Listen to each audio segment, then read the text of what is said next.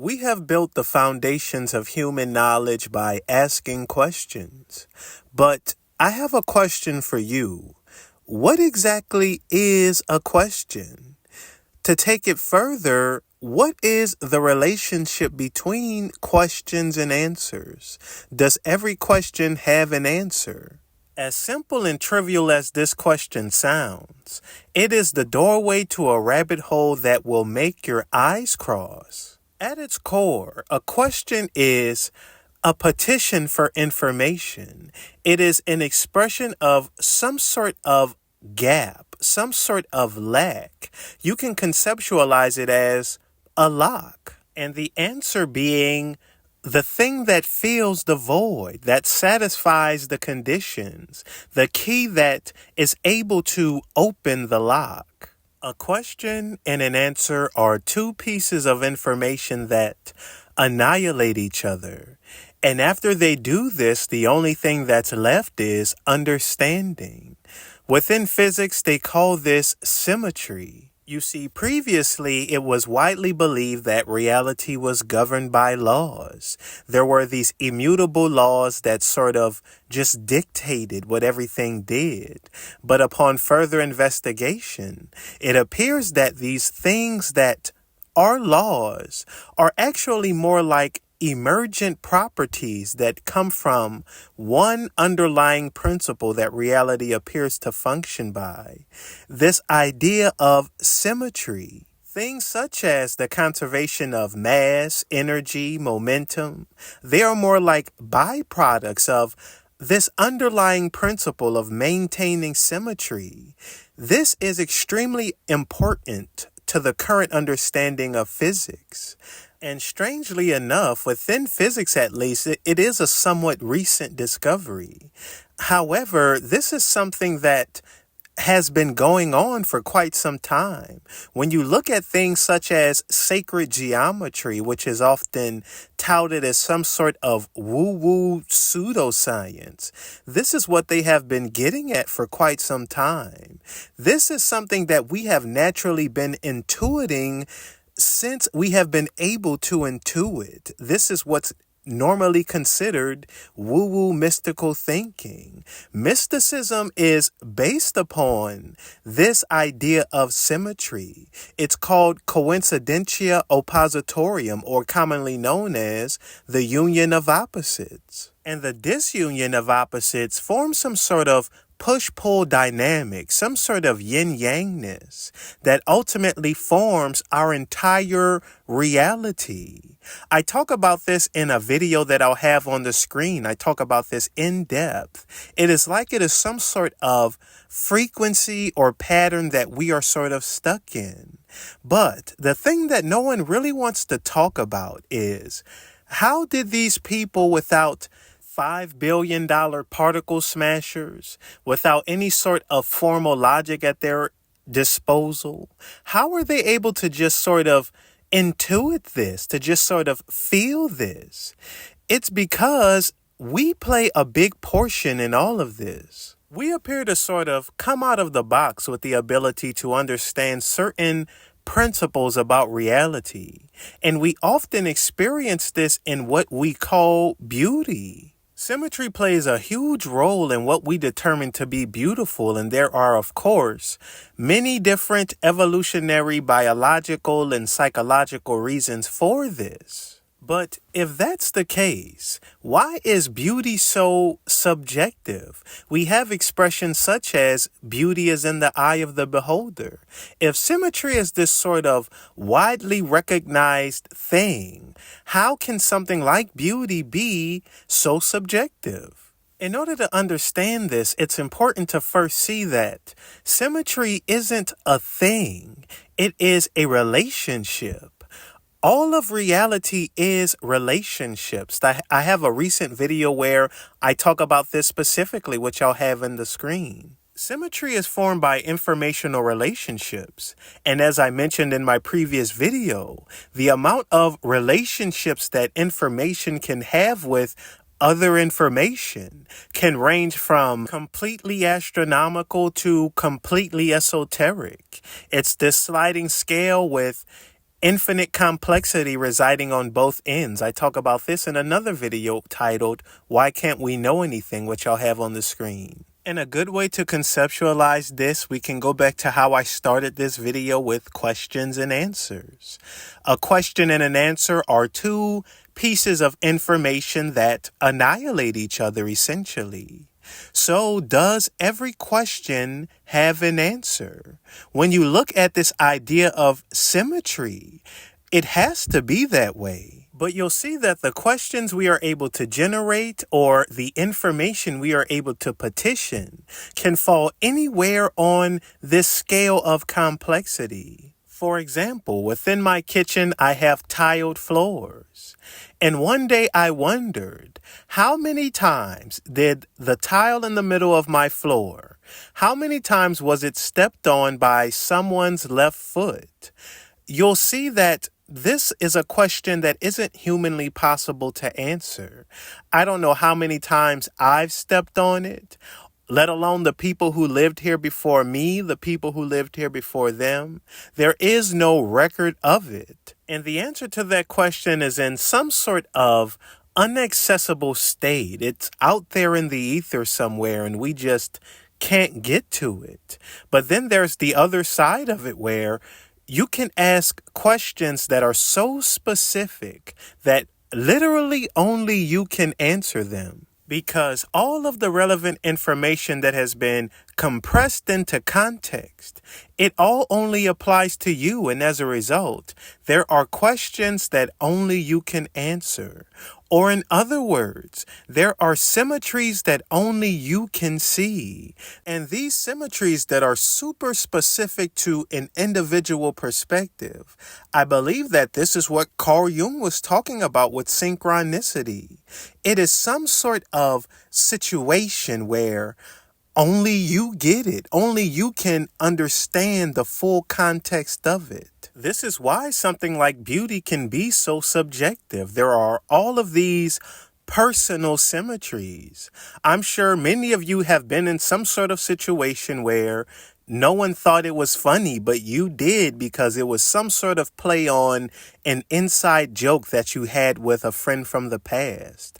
All of these little experiences that we have in our own little micro universe, our personal world, they are just as much a result of symmetry as the spin of quantum particles. And I know I may be triggering some people who consider themselves physics aficionados, but this term symmetry that I'm using, it's more like a different way of expressing the way that things make sense. Symmetry is a reflection of what it means for something to make sense. In order for anything to happen, it first has to make sense. This is pretty much what science is built upon. Another way of phrasing it is the impossible can't happen.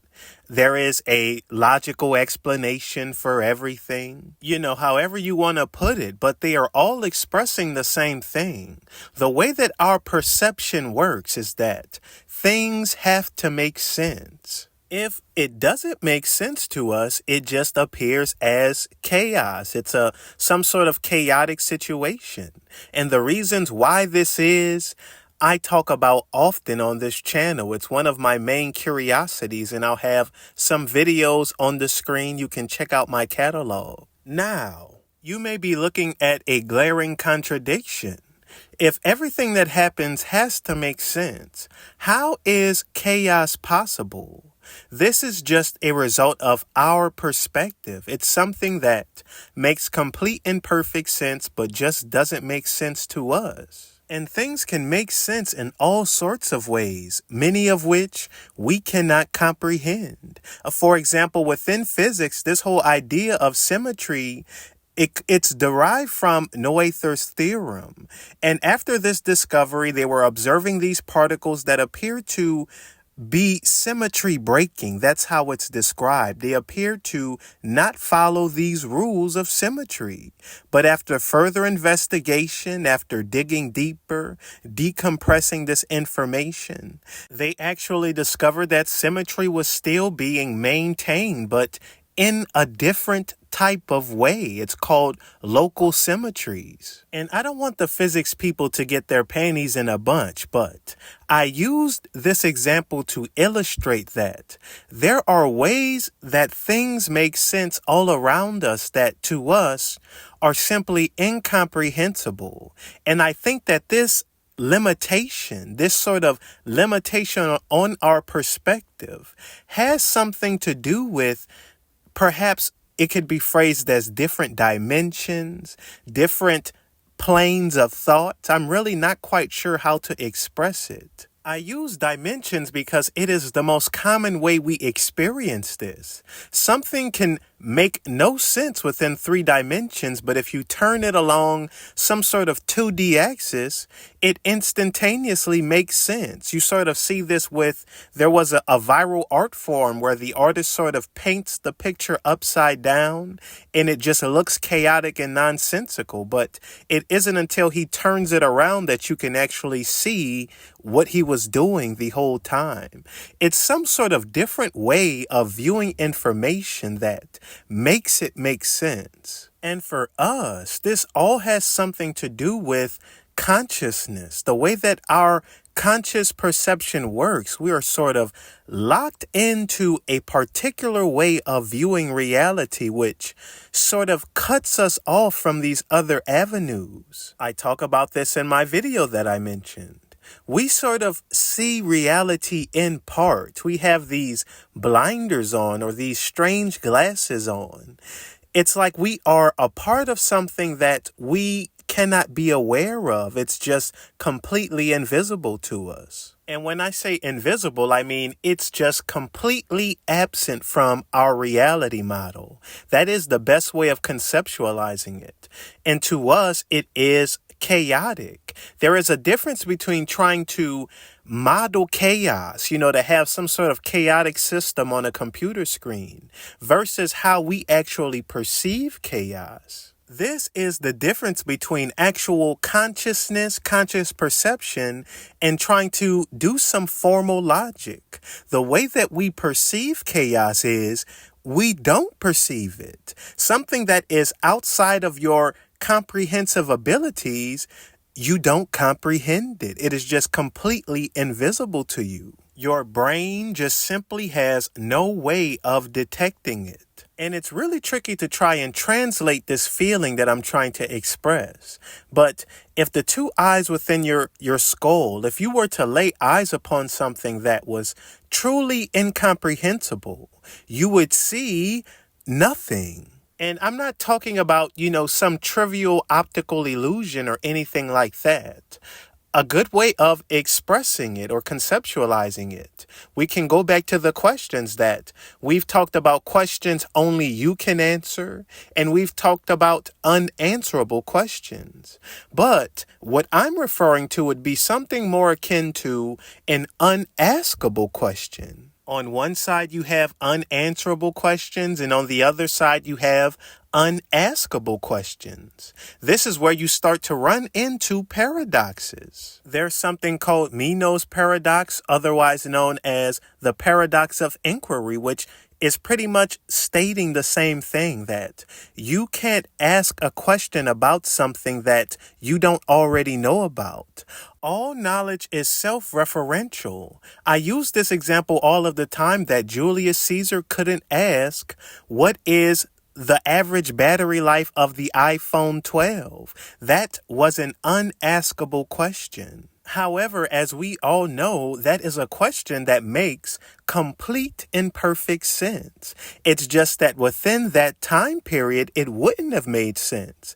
And the only difference, or you could say the only dimension that it all hinged on, was space-time. If he could travel into the future, he would be able to ask that question. And there are all of these questions that we simply cannot ask.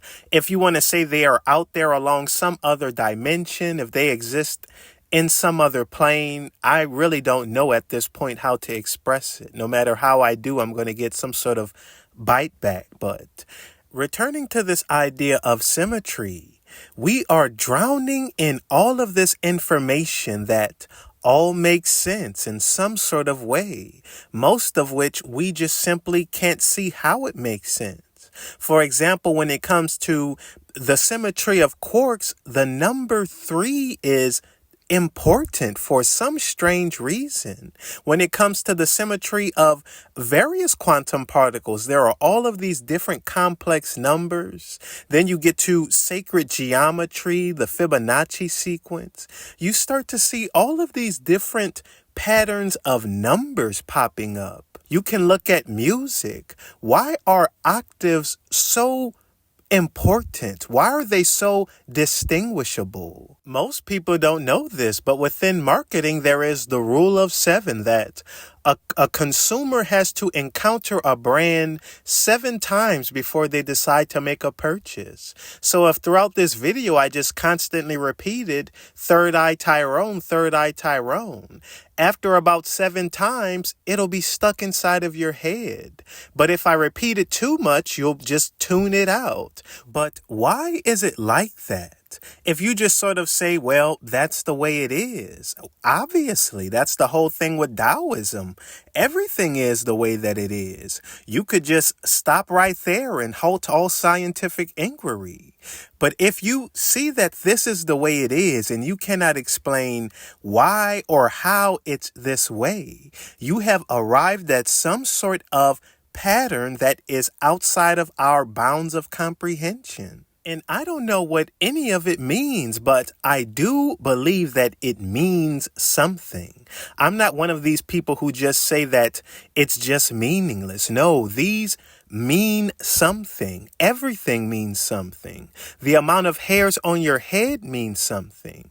It's just that this is some sort of meaning that we can't readily perceive. And I think the amount of meaning that can be derived at any given moment is inexhaustible. And I think if you are really attuned to this, perhaps you can develop some sort of schizophrenia. Perhaps you decide to become an artist. This is what art is. Perhaps it's a combination of the two. And the reason why it is inexhaustible has something to do with this fractal-like nature of reality. If everything was perfectly symmetrical, then we wouldn't exist. In fact, this is, what they believe in physics, that at some point, the universe broke symmetry. Everything didn't perfectly cancel out, and we are sort of the leftovers of that process. This isn't anything new. We see this proclaimed by many mystics and all of these ancient texts from thousands of years ago. But as I said, if everything was perfectly symmetrical, we wouldn't exist. But if everything was asymmetrical, it would just be too chaotic. Nothing would make sense. There is some sort of dance, some sort of balancing act that's going on. And our consciousness is supported by this balance.